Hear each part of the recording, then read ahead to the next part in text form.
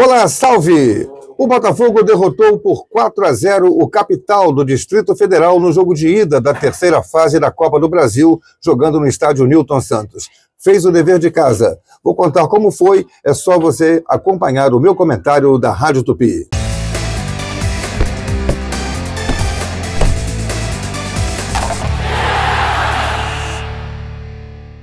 O Botafogo fez o dever de casa.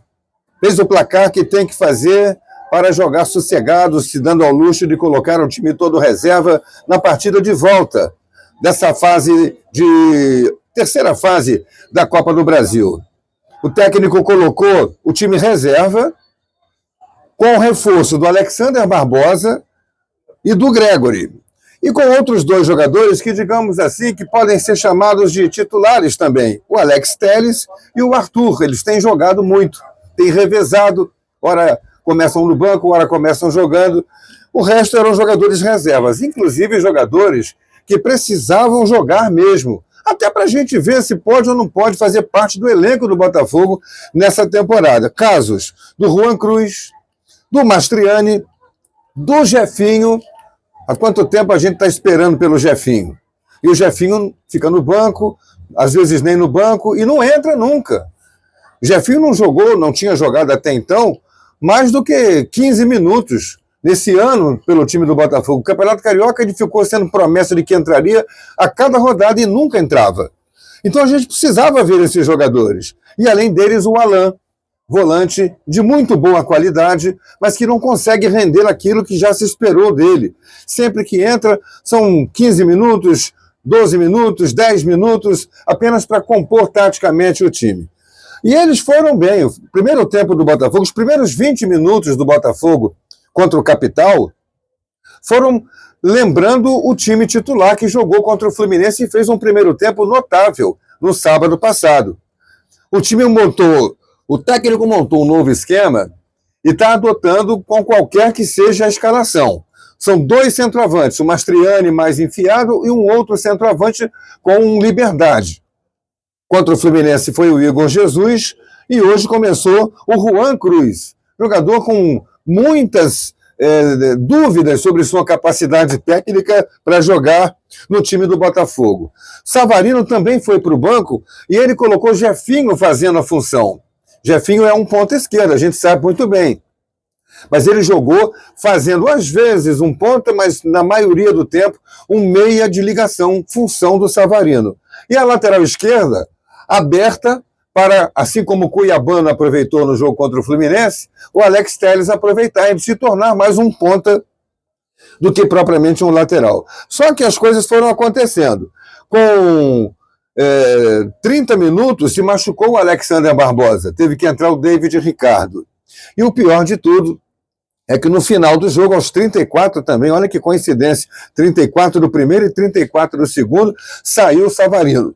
Savarino tinha entrado no time no lugar do Jefinho. O primeiro tempo do time, 20 minutos, 25 minutos foram muito bons e o Botafogo fez 1-0 num pênalti sofrido pelo Juan Cruz, cometido pelo goleiro Reinaldo, em bola que o Jefinho achou ele na área.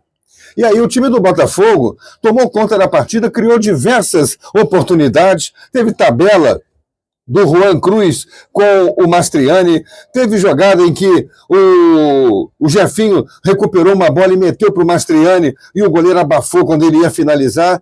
Mastriani é aquele também que está tentando de todas as maneiras, brigando muito, tentando achar espaço. Mas ele é um jogador meramente de finalização. Não chama o Mastriani para uma tabela, para tentar uma jogada trabalhada, que ele não é disso. E o outro é o Arthur. O Arthur tem tentado todos os jogos com muita disposição, dribles curtos, fazer o seu gol. Outro dia ele perdeu 2 gols, acho que foi contra o Fluminense mesmo, na pequena área, tanto no primeiro tempo quanto no segundo tempo, de cabeça. E ele é pequenininho, ele não pode se transformar num cabeceador. Mas ele está lá, entrando na área, participando das jogadas, cria as oportunidades aberto pela ponta, às vezes combinando com o lateral. Matheus Ponte hoje, outro que não aproveitou a oportunidade, não fez um bom jogo. E o Danilo Barbosa tem uma deficiência que é o passe. Para quem joga lá atrás, o passe é fundamental. porque você inicia a jogada. Se você iniciar errando, desarma tudo. Aí o time do Capital foi se equilibrando, levou um gol só, mandou uma bola na trave, que foi um cruzamento, achei falha do goleiro Léo Link, não percebeu a trajetória da bola no cruzamento, tentou marcar uma cabeçada que não aconteceu, porque a bola veio alta e ela bateu na trave.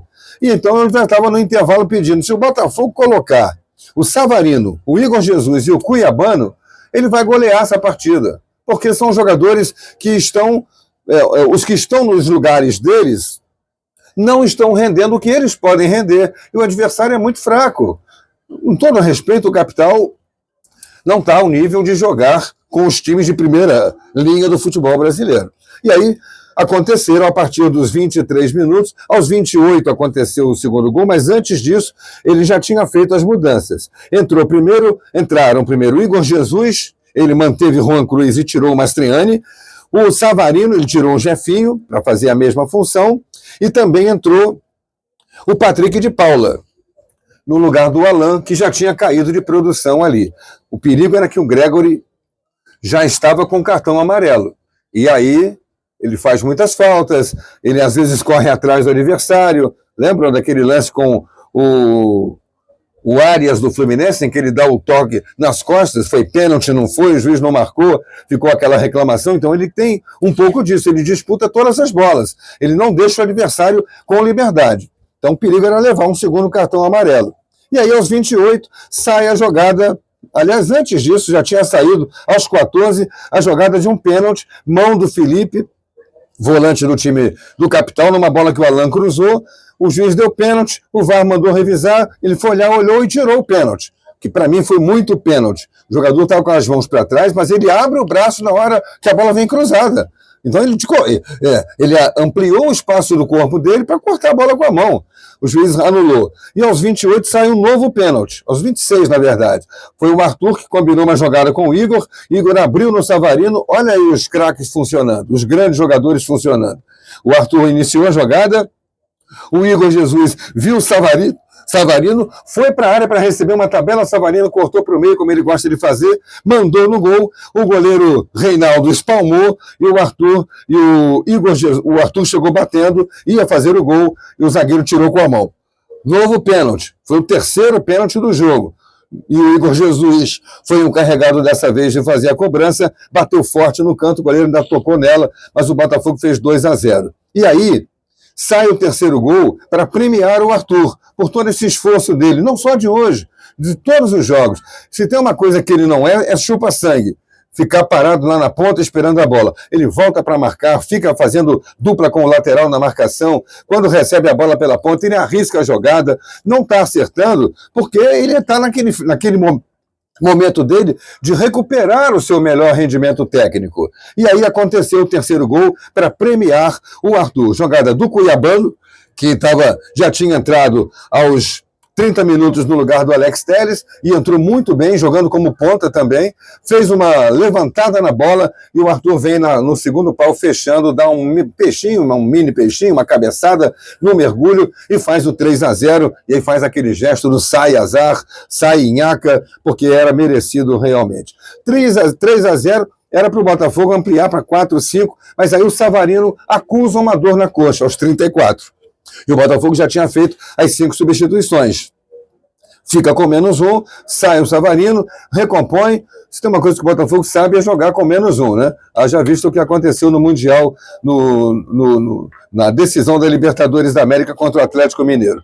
E o perigo ali era... o Botafogo tinha que fazer com -1, segurar o jogo, ficar com a bola, não dar espaços, não errar atrás, para não levar um gol, e aí o jogo de volta ficar ainda passível de uma reação do time do Capital. 3-1 é mais, né?